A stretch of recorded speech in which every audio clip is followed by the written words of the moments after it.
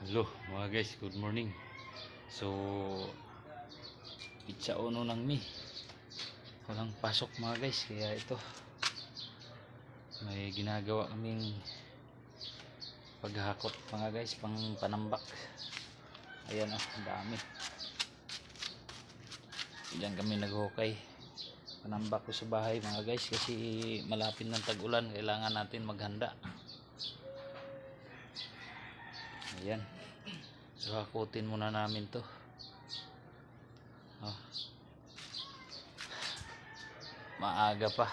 Wala pang alas 7 mga guys. Pinagpawisan na. Practice ba? So yun, ensayo ng mga guys. Ayan. Hakutin namin, medyo malayo-layo pa yun sa bahay. So hanggang dito lang muna mga guys. Update lang mamaya.